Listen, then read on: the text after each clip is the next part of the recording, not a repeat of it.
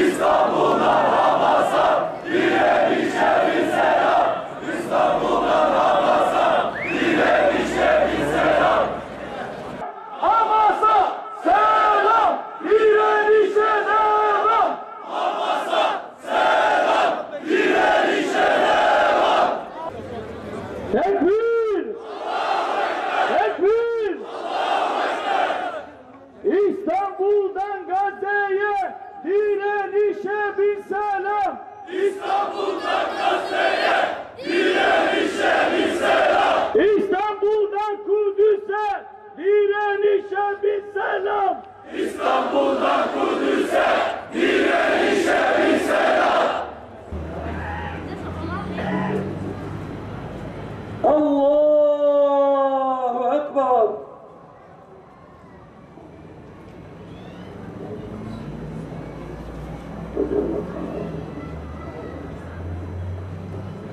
Allahu Ekber.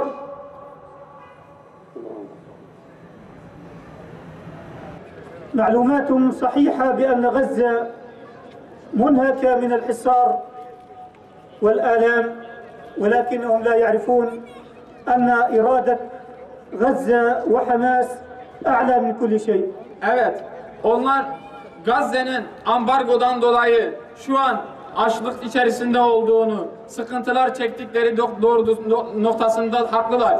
Ama Hamas ve Kassam Tugayları hiçbir zaman güçsüz olmadılar ve onların saldırılarına karşı cevap verebilecek güçte ve kuvvettedir Allah'ın izniyle.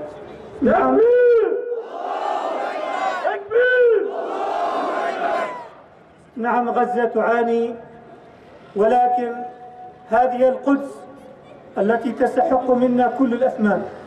Ve evet, şu an Gazze ciddi anlamda sıkıntılar yaşıyor ama bizim davamız tüm bedelleri vermeye, tüm fedakarlıkları yapmayı hak eden bir davadır. وحدود غزة مغلقة، وظنوا أن المقاومة فيها لا تملك السلاح الكافي لرد العدوان. Evet, Gazze'nin sınırları tamamıyla kapalı ve kendilerince Hamas'ın gücü ve kuvveti bu süreç içerisinde zayıfladığı ve karşılık veremeyeceğini zannettiler. لكن الذي لا يعرفونه عن المقاومة في غزة أن المقاومة اليوم تصنع سلاحها بيدها وليست بحاجة للحصول على السلاح من خارجها. Evet, elhamdülillah bugün Gazze'deki direnişçi kardeşlerimiz belki yandaki komşularına ihtiyaç duyabilirler fakat kendi silahlarını, kendi füzelerini üretebilecek güce ve kudrete sahiptir Allah'ın izniyle.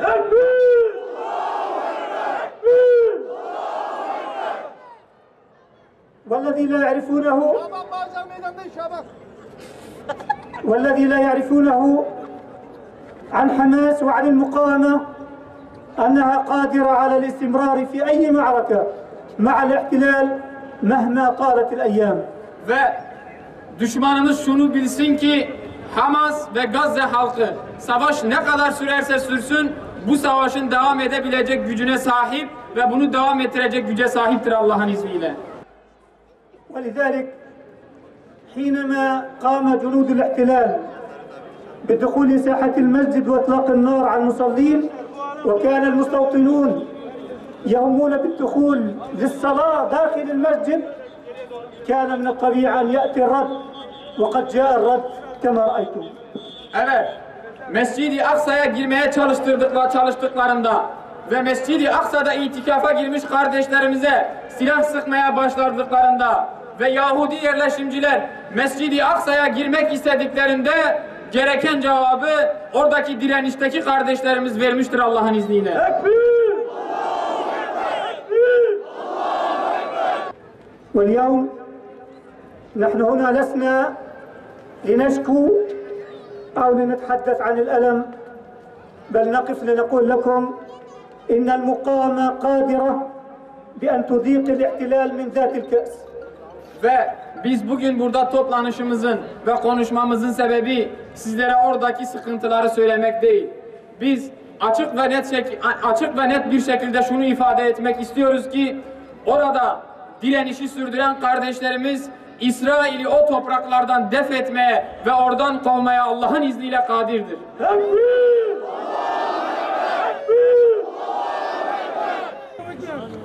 ندعو أهلنا هنا في تركيا للاستمرار في هذه المواقف الداعمة لإخوانهم في فلسطين لأن القدس ليست للفلسطينيين فقط بل هي لكل المسلمين في العالم.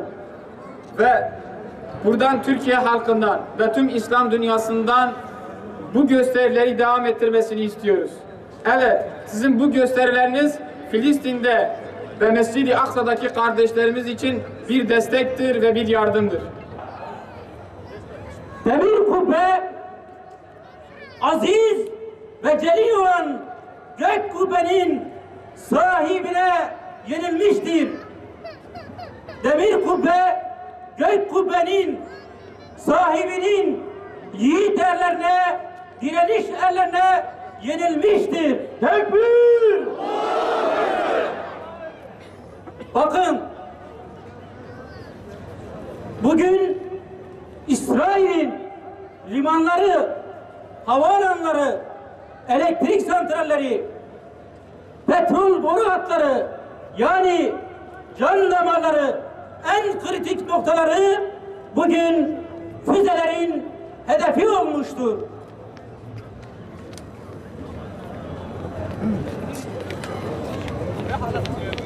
Ve Araplarla girilen bundan önceki 4 savaşta dahi kapanmayan Ben Gurion Havaalanı bugün kapanmıştır. Ve daha da ötesi, daha büyük bir müjde Türkiye'li Müslümanlar açısından daha büyük bir müjde Mavi Marmara şehitlerinin kanlarının akıtıldığı liman olan Asdod limanı vurulmuştur. Tekbir! Tekbir! Efendimiz Aleyhisselatu Vesselam şöyle buyurmuştu: Mescid-i Aksa'yı ziyaret ediniz ve orada namaz kılınız.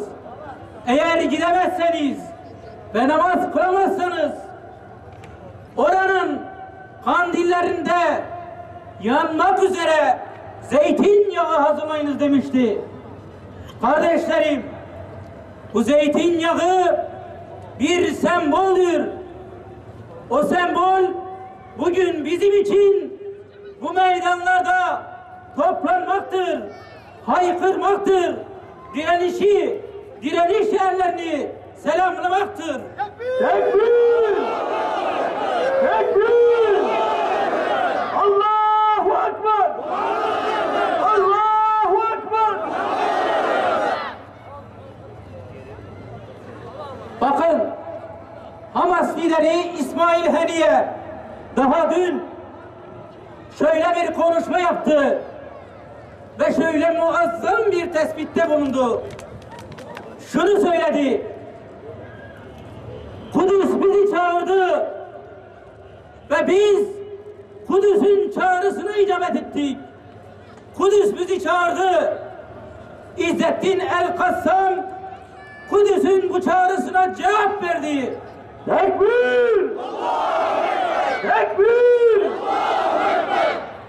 Ve biz de diyoruz ki Kudüs bizi çağırdı ve biz bu meydanlarda direnişe güç, kuvvet vermek, direnişin o cesur yiğit evlatlarına, gençlerine, çocuklarına cesaret vermek için bugün bu meydanlarda toplandık.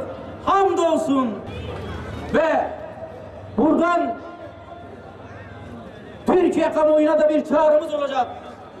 Şunu bilin: yapmış olduğumuz bütün eylemler, bütün çağrılar, bütün kınamalar, sosyal medya paylaşımları, hashtag çalışmaları, şu ellerimiz, şu havaya sıkılmış olan yumruklarımız, havaya kalkmış olan ellerimiz, her biri direniş mektebinin ve nihayetinde zaferin en temel, en kıymetli ögelerinden biridir inşallah. Hamdolsun direniş bugün bütün ambargolara, ablukalara ve normalleşme diye yutturulan bütün ihanet girişimlerine rağmen sanıldığından çok daha donanımlı ve çok daha güçlüdür. Dün taş ile sapan ile başlayan direniş, bugün Tel Aviv ve Siyonistlerin sığındıkları tüm mekanlar direnişin menzili içerisine girmiştir. İnşallah bundan sonra direniş çok daha güçlü olacaktır. Allah'ın yardımıyla Rabbimiz direniş erlerinin güçlerine güç, cesaretlerine cesaret katsın. Zalimlerin kalplerindeki endişe ve korkuları arttırsın inşallah. Bütün dünya ve insanlık bilsin ki doğusuyla batısıyla Kudüs bizimdir ve bir bütün olarak İslam ümmetinin kalbidir. Ayrıca başkenti Tel Aviv olan bir devleti tanımadığımız gibi Tel Aviv, Hayfa, Nasıra, Akka, Beerşeba, Netanya, Holon, Aşdod, Aşkelon, Yafa, Lod ve Tiberya şehirleri de Filistin'e aittir. Siyonist rejim sadece bir işgalcidir ve her işgalci gibi günün birinde defolup gidecektir.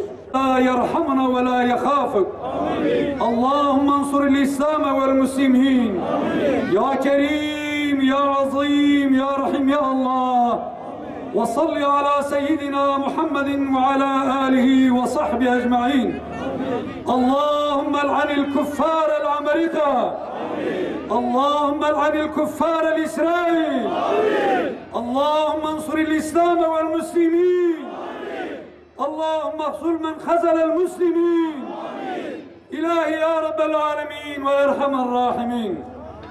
Şu meydanda açılan eller hürmetine, dökülen Müslümanların kanı hürmetine, çiğnenen namuslar, parçalanan çocuklar hürmetine, şu anda ayakta olan ümmetin heyecanı hürmetine, yarın Ramazan bayramıdır. Allah'ım bayramımızı ikiye katla. Allah'ım bayramımızı ikiye katla. Yarın Filistin'deki Müslümanların galip olduğu, İsrail'in rezil olduğu bayramı beraberce Ramazan bayramıyla beraber kutlamayı bize nasip eyle. Allah'ım zalimlerin, kafirlerin, fasıkların, facirlerin oyununa gelip de bayramlarımızı kara bayramlar olarak ilan etmeye çalışan kara kalpli insanların şerrinden bizi muhafaza eyle. Ümmetin bir araya gelmez mani olan Arap ülkelerinin birçok liderleri ve birçok İslam ülkelerinin liderlerinin ihanetini bertaraf eyle Allah'ım. Ya Rab, ümmet olarak şahit, sen de şahitsin ki ayaktayız. Bütün heyecanımızla Filistin'deki müminlerin yanında, İsrail'in karşısında ümmet dimdik ayakta durmaktadır. Allah'ım dünyadayken İslam üzere yaşayıp imanla ruhlarımızı kabz etmeyi bize nasip eyle. Allah'ın helallarıyla yetinen topluluk haline getirme hususunda bizi muvaffak eyle. Allah'ım kalplerimize nifaktan, gözlerimizi harama bakmaktan, dilimizi yalan söylemekten ve amellerimizi riyaya kaçmaktan muhafaza eyle Allah'ım.